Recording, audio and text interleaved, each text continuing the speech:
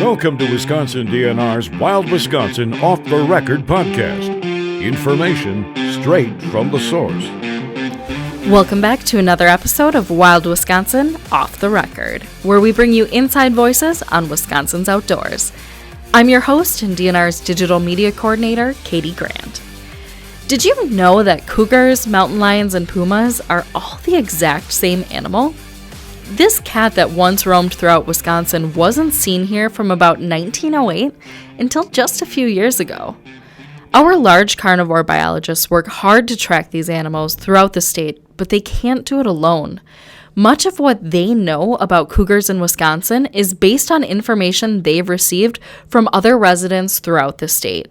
Sawyer Briel sat down with them to find out what they know about the history of the animal, where we are today, and how you can help them.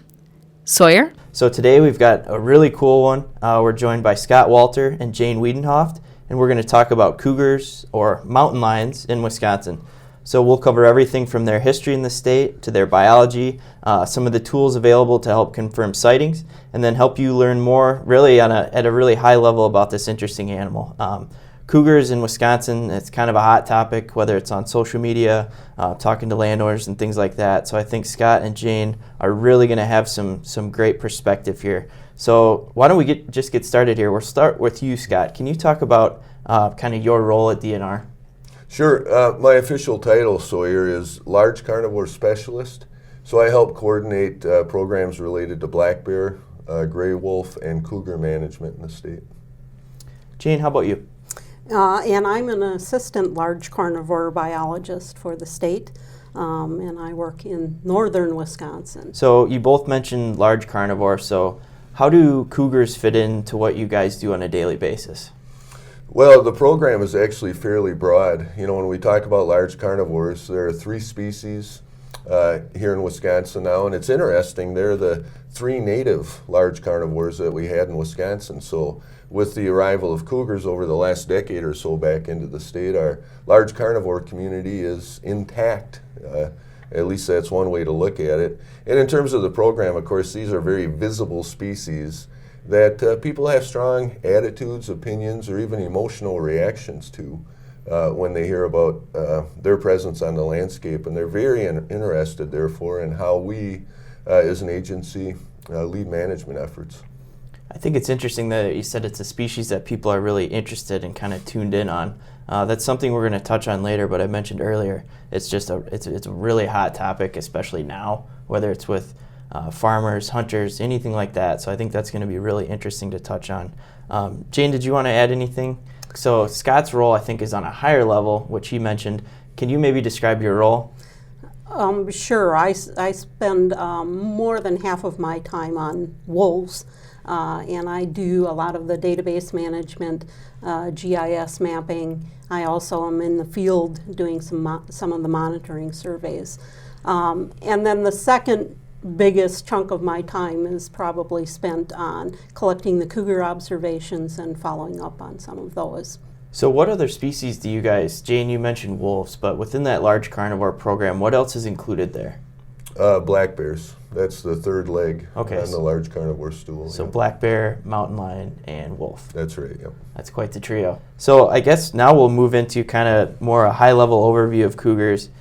Scott and Jane, can you guys maybe talk about the species as a whole for someone who may not be overly familiar with the biology or things like that? Can you kind of just give the 30,000-foot view of a mountain lion? Yeah, I think cougar is a word that's on the lips of a lot of Wisconsinites now, and it's because over the last decade they've started showing up in the state. And I think one of the interesting things about these dispersing cougars that we've been seeing on our landscape is the historical perspective. When you think about large carnivores in general, during the days of European settlement back in the late 1800s, even the early 1900s, cougars, black bears, gray wolves, they were all swept up in this westward expansion, manifest destiny mentality, and they were really something to be gotten rid of so that landscapes could be settled, converted to agriculture, things like that. So what we saw with respect to all these species was range expansion or range contraction, and specific to cougars, they were pushed into remote areas of the Rocky Mountains, Canada, areas like that where they survived because simply they weren't in contact with humans. What was going through their head when they were thinking, we're going to remove all these cougars, it's going to help X? Can you touch a little bit on that? Certainly. Well, when we talk about the early settlers, including great-great-great-grandpa Henry Walter, who settled in southwest Wisconsin, their concern was making a living. And he was a cougar advocate, I'm sure. Well, one would hope. Okay. All right. But, of course, they had to make a living. And as farmers, they had to clear the forests, they had to till fields, they had to raise livestock in, at that point, a really inhospitable landscape. And large carnivores, things that may prey upon that livestock, were simply considered vermin and something to be gotten rid of in the way of settlement and expansion. Interesting. Can you maybe describe the relation to, you mentioned you guys also manage bears and wolves. Where does the mountain lion fit in as far as from a biological standpoint? Well, in terms of the ecosystem, they're on a similar plane. They're a top carnivore, and along with wolves in Wisconsin, their primary prey would be white-tailed deer. So when we think about the way an ecosystem's structured, wolves, cougars are on essentially the same level or plane in that ecosystem. So from a predatory standpoint, is there a preference? I'm purely going off watching Marty Stauffer's Wild Outdoors as a kid here. So is their preference kind of the spot and stalk type of thing as far as prey, or?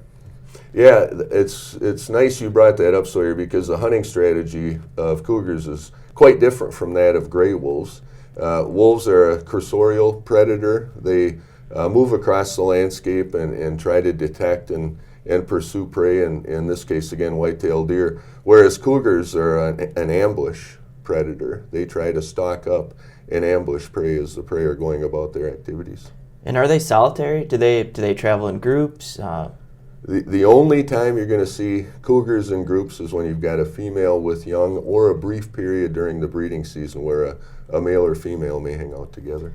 And that breeding season, he's kind of out of there after that, right? That's right. So that he's not sticking around. It's kind of up to the mom at that point to kind of raise those young from there. That's right. History relative to Wisconsin. So you mentioned kind of westward expansion and how that all fit into kind of the species as a whole. From a Wisconsin standpoint, what have we seen just generally in the history of cougars? Wisconsin had cougars throughout the state prior to European settlement.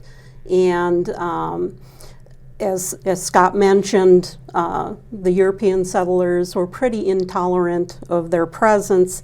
The last recorded cougar in Wisconsin was around 1908. And then we had a long period of no verified cougars in the state until 2008. So do you get a feel for, so the last recorded in 1908, were those people similar to your positions, working in a similar capacity, or was it more just using something like journals or something like that? As far as how, do you know how they could tell that that was the last time that someone had officially seen one? That was the last documented one, and that was a case of, I believe it was a case of a farmer killing a cougar. Okay, interesting. So then fast forward to 2008. Do you guys have an idea if people were looking for them and searching for them in that kind of 100-year gap? Or was it more that they got a report and then it was kind of like, well, all right, we'll start looking for them again? DNR has been doing track surveys for a very long time, for fur bearers and then later for wolves and then carnivores. And cougars were not showing up on those track surveys, so we have some indication that we at least didn't have any substantial number coming into the state during that time period. From a just eyeballing it standpoint, you're going to be able to tell a cougar versus something else. Is that safe to say? Cougar tracks are pretty distinctive. I should mention we have 3 native cat species in Wisconsin, and bobcats would be the most common, and we see their tracks pretty regularly on our track surveys. Lynx would be another species that occasionally can occur in Wisconsin, but their tracks are quite different than a bobcat or a cougar. And then cougar tracks are going to be, they're going to look very similar to bobcat tracks, but much, much larger, much more robust. Where are we at now? Yeah, well, what's interesting, what we've seen over the last 10 years or so, as Jane and I were talking earlier, in the 1800s, early 1900s, cougars were wiped out in Wisconsin. The species was pushed into very remote areas out west. But since that time, of course, we as humans have developed this conservation ethic, and we're more concerned about species in decline, rare species, than we were at that point. So species like gray wolves, species like cougars, their range has been expanding over time. And over the last decade, what we're seeing in Wisconsin are essentially little embers cast forward downwind from a wildfire. We're seeing individual cougars passing through Wisconsin from established populations further west. And what we believe is the source of most of these cougar sightings is a breeding population in the Black Hills of South Dakota, a population that itself was only established within the last few decades. So again, given changing human views toward large carnivores, cougars in particular, their range is expanding, and it's not surprising that we're starting to see cougars in Wisconsin as well as many other eastern states. So just from a perspective standpoint, I mean, you think about hopping in the car and driving to South Dakota, that takes a long time. If there's a population in maybe the Black Hills region, can you maybe go through what would be going through the mind of a mountain lion at that point to make them travel that length of distance? What we're seeing are young animals, and they're leaving the area in which they were born, generally because there's no room, right? Dispersal tends to be higher in populations where there's a lot of animals, where there's density, where the animals can't find their own home range, their own territory.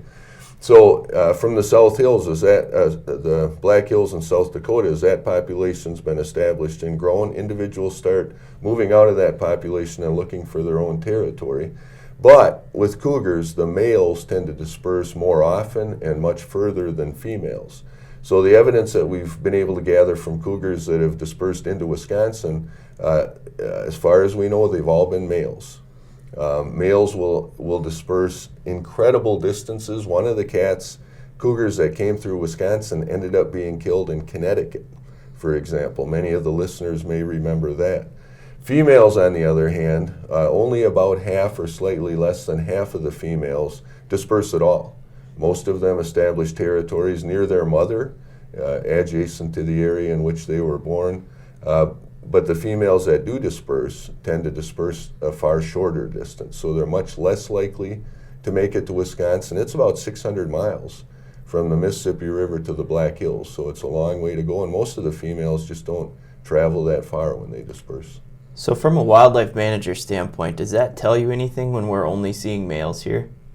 Yeah, it tells us that the likelihood of a breeding population becoming established in Wisconsin is going to be limited by female dispersal.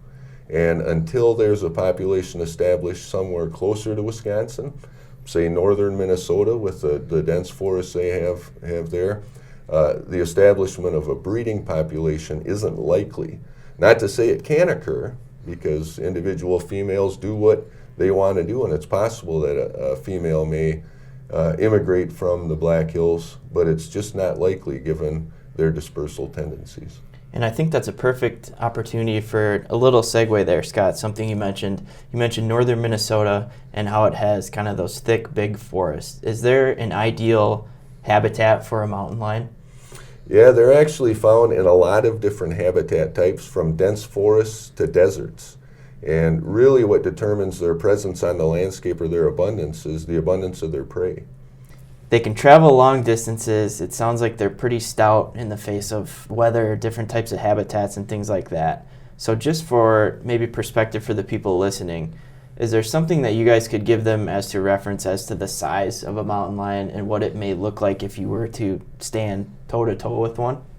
Well, it's too bad they can't see Scott. Scott is well over 6 foot tall, and I was thinking the other day if we laid Scott down lengthwise, that would be about as long as a cougar. That's a big animal. It's a big animal, and I always think about it being, if it's standing next to you, shoulder height is going to be about hip high. Wow, so that is quite a large animal. It's a large, impressive animal. And as far as kind of the tools that they have to survive in the wild, they're pretty skilled. Do they have we mentioned they're kind of these stalk predators, but is there a specific technique that they use? I know you always hear about wolves have a very specific way of preferred method of kill. Do cougars have kind of a preferred way that they're kind of tracking down prey? Yeah, the way cougars tend to dispatch their prey, and again, this is large prey. Cougars are very large animals, but white-tailed deer can be fairly large too, in excess of 100 pounds. So it's not easy prey to subdue. But the way cougars and many other cats try to do that, strangulation, they'll often grab the animal by the front of the throat or the back of the head and try to dispatch it as quickly as they can. Interesting. And then after the kill, do they, I guess it would depend on time of the year, but do they tend to kind of gorge themselves, or is it more of are they stashing it somewhere? Do you guys have a feel for that? Yeah, one of the things that's diagnostic of cougar and other felid kills is they will cache. When they make a kill, they'll certainly feed substantially on the internal organs, the meat, but they can't eat they're not a wolf pack, right? They can't eat an entire deer in one sitting. So they'll often cache the animal, pull it off into the brush, and like cats in the yard or in the sandbox, they'll scrape leaf litter, branches, things like that to, I guess, try to disguise it from other predators or scavengers that might be in the area. Mm-hmm. Jane, can you talk about maybe how we keep track of sightings, and maybe even rewind a little bit more as to how, for instance, when we look at a photo or you're looking at tracks, how do we know that's a male? Because questions we get from a lot of people is, I see a picture of a mountain lion. How do you know it's a male? So can you talk a little bit about that? Yeah, sexing mountain lions is not that easy. In the cases where we can say for sure it was a male cougar that was in the state, it's been from genetic analysis of biological sample from that animal.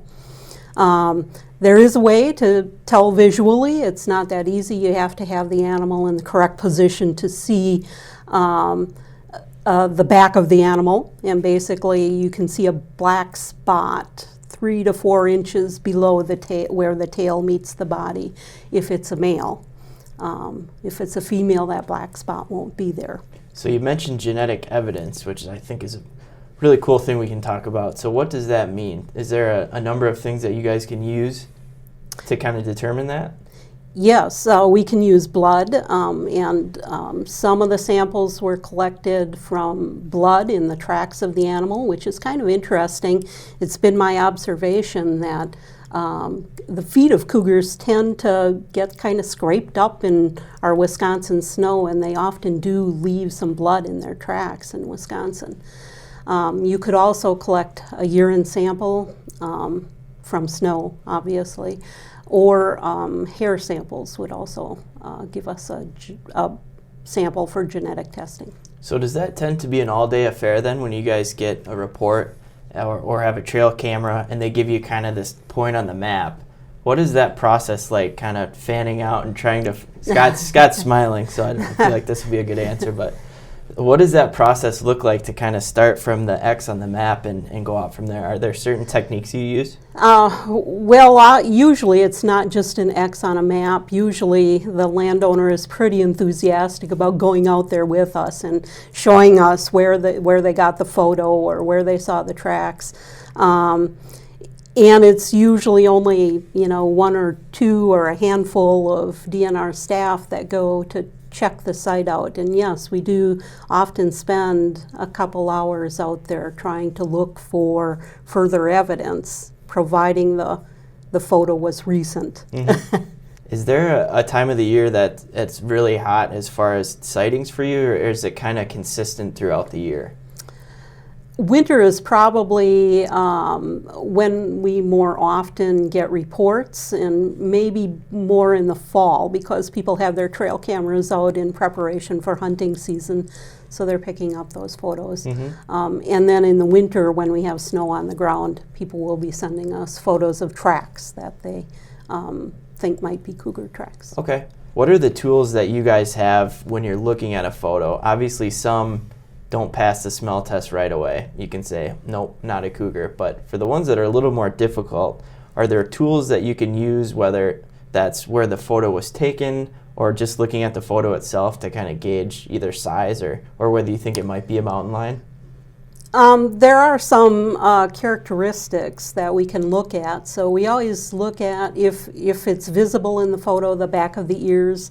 If the back of the ears have bright white patches, well, that's a bobcat, not a cougar. The tail length, obviously, bobcats have short tails. Cougars have very long tails, and they're usually visible in the photo. So that's another characteristic. The size of the legs. Cougar legs are very thick and stout, and their feet are large.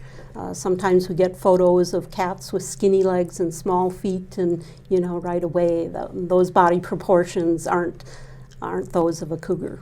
So Jane, let's say hypothetically you've done the site visit, you've seen the photos, you've got evidence, it's a confirmed cougar. So what happens from there? From there we try to get it on our map. We have a map on our website that shows confirmed cougar observations. We do sometimes announce that either in the media or at least on Facebook to let folks know that there's a confirmed sighting. I'm going to put you on the spot a little bit. Do you guys have a feeling for, as far as the reports that you get, is there a ballpark percentage that are confirmed? Or does it kind of fluctuate year to year? Absolutely. I'm glad I wrote this down. Do you have oh, she's got an exact percentage, it looks like. It's so perfect. Yeah, in 2017, we received 81 reports that included some evidence, and we confirmed 25% of those as cougars, and 59% were confirmed to be something other than cougar. And what's the most common culprit other than a cougar? Bobcats and house cats would be the most common. Okay. So for people who aren't aware of the Large Mammal Observation Forum, it's a really good way to get in touch with both Scott and Jane and at a very high level learn more about the species and what it means for you. But is there something that they can do if they get a trail cam photo or see a track? Obviously that's a little different process, but what can they do? Yeah, we're really interested in receiving those reports because, of course, we want to keep track of what's going on with cougars in the state. And again, we invite those observations through the online reporting form that Jane mentioned. Mm-hmm. Are cougars a protected species in Wisconsin?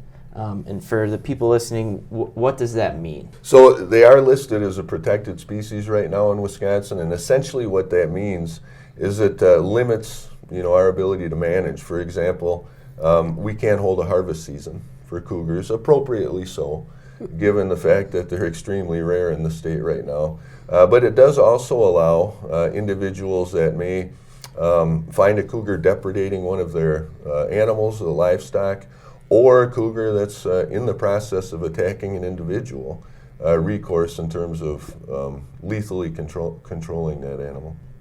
Are there other tools that maybe farmers or someone else can use if they think one may be in the area? Is there someone that they should contact, or kind of what's that thought process like? Yeah, anybody, including farmers that think they've seen a cougar, certainly we'd like to hear about it. It would be worth reporting it. But if a farmer in particular has a cougar hanging out near their livestock or has experienced a depredation that they think might be due to a cougar, they could get a hold of our staff, but we would refer them to our partners at USDA Wildlife Services, the animal damage experts that would go out and do a site visit and investigation and try to determine exactly what happened and whether it was due to a cougar. From a human health standpoint, is there any risk? I know there's not a lot of cougars in Wisconsin, but as a whole, the species, can you guys maybe touch on if there are risks, what they may be, and what people can do? Yeah, I think that's a critically important piece of the puzzle and something that definitely needs to be talked about, because when people hear cougar, that's one of the first things they think. Many people react with fear, concern for their children, their pets, and certainly these are large carnivores, and it's worth being aware of their presence and what risk they may pose. But when we look across occupied cougar range, cougars live amongst us in many western areas. In fact, they're a predator that courses amongst the parks in urban areas of Southern California. They live right in and among people, but attacks or even aggressive behaviors toward humans are exceedingly rare.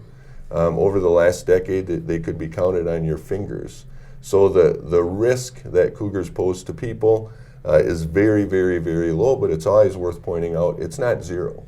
So individuals that may encounter a cougar out in the woods, want to give it a respectful distance, and you don't want to treat it like anything other than a wild animal. And I think that's the thing that we can't hit on enough is a healthy respect for wild animals. Whether it's big or small, you need to respect that animal is wild, it lives in the wild. Hypothetically, in that situation, what would someone do? If they encountered a cougar in the wild, again, if it's seen at a distance, just give it a respectful distance, maintain eye contact, and sort of slowly back away or extricate yourself from the situation. If it's a close encounter and the animal's actually showing you great attention, it looks like it's interested in you, the last thing you want to do, though instinct might push you this way, is run, because then you're acting like prey. So what you want to do is make noise, stare at the animal, let it know that it's been seen, because again, they're ambush predators. They hunt using surprise. And once they know that you're aware of their presence, more than likely they'll back away. But raise your hands above your head, try to get to an elevated position, maybe uphill, yell at the animal, maybe toss a stick at it, just again to let it know that you're not suitable prey. Mm-hmm. If you bump into someone on the street and they have absolutely no information about cougars, no knowledge of it, if there's one thing that you could tell them relative to our current situation in Wisconsin, Jane, maybe we'll start with you. What would that be? I guess I would just share that, yes, we do have cougars coming into the state occasionally, and it's a small number at this point. As far as we can tell, they're passing through at this point. Scott, what about you? Well, I think that's an important point, and just an extension of that, as far as we know, there's no breeding population. So the cougars that are seen are transient. If somebody does report a cougar in your area, it's not likely to be there next week or next month. It's likely someplace else. I hope for the listeners listening to this, listening to Jane and Scott talk about the topic, is they're extremely knowledgeable and enthusiastic about it. And I think they go at each contact with the idea that they're going to work closely with that landowner, no preconceived notions, and they're going to start at square one and help you work through it. So I really can't stress enough how important it is to use that large mammal observation form. You can find it on our website at keyword cougar, I believe. Yes. And large mammal observation form. And that's just a really great tool that we have to help monitor this type of stuff. But do you guys have any other closing thoughts before we wrap up? I obviously want to thank you for your time today. It was a super interesting episode. It's a wonderful topic, and I'm sure we'll be talking about it more as we roll forward. And I would just stress that almost all of the confirmed cougar sightings we've gotten have come through the public report system. Perfect. So that's a great ending note, and definitely something to note too for the public. Thanks, guys. If you see any large mammal, or even just evidence of one, anywhere in Wisconsin, we'd ask that you report it via our large mammal observation form. As they mentioned, you'll find it by visiting dnr.wi.gov and searching for keyword large mammal. It's a great way to help us track cougars and more throughout the state so we can better understand them. And while you're at it, be sure to follow Wisconsin DNR on social media to stay up to date with any cougar-related news. Have questions for Scott or Jane about cougars, or maybe even about another topic you'd like to hear us cover on a future episode? Email us at dnrpodcast@wisconsin.gov. And be sure to subscribe on your favorite podcast platform so you get notifications of all future episodes. Thanks for listening.